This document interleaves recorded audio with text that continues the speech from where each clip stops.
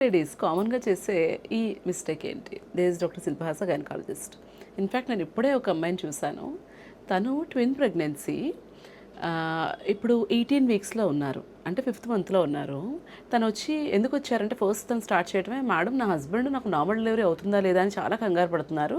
మీ దగ్గరకొస్తే normal delivery అవుతుందని నన్ను తీసుకొచ్చారు" అని చెప్పింది తను. తన ప్రీవియస్ హిస్టరీ రిపోర్ట్స్ చూస్తూ ఉంటే 8 వీక్స్‌కి తను స్కాన్‌కి వెళ్లారు. ఆ తర్వాత అసలు గైనకాలజిస్ట్ దగ్గరికి వెళ్ళలేదు.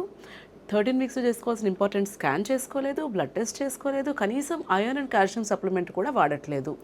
సో నేను చెప్పాలనుకుంటున్నది ఏంటంటే, మీరు నార్మల్ డెలివరీ కావాలి అనుకోవడంలో తప్పేం లేదు.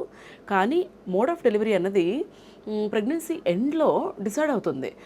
బేస్డ్ ఆన్ బేబీ వెయిట్ కానీ, ఉమ్మినీళ్ళ క్వాంటిటీ కానీ, అండ్ ఈ లేడీ విషయంలో అయితే ఫస్ట్ బేబీ తాలూకా ప్రెజెంటేషన్ మీద ఇలా చాలా ఫ్యాక్టర్స్ మీద డిపెండ్ అవుతుంది. మీరు 9వ నెలలో డెలివరీ నార్మల్ అవుతుందా, సిజేరియన్ అవుతుందా అనే విషయం గురించి ఆలోచిస్తున్నారు తప్పితే, ఈ 9 నెలలు మీరు చేయాల్సిన థింగ్స్ గురించి ఆలోచించట్లేదు. రెగ్యులర్ చెకప్స్‌కి వెళ్ళండి, ఎక్సర్సైజ్ చేసుకోండి, హెల్తీ ఫుడ్ తీసుకోండి.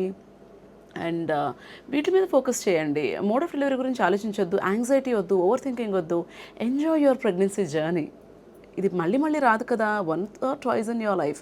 సో, ఆ ప్రెగ్నెన్సీ జర్నీ ఎంజాయ్ చేయండి. ఓవర్ యాంగ్షియస్‌గా ఉండకండి. I hope it helps. Thank you.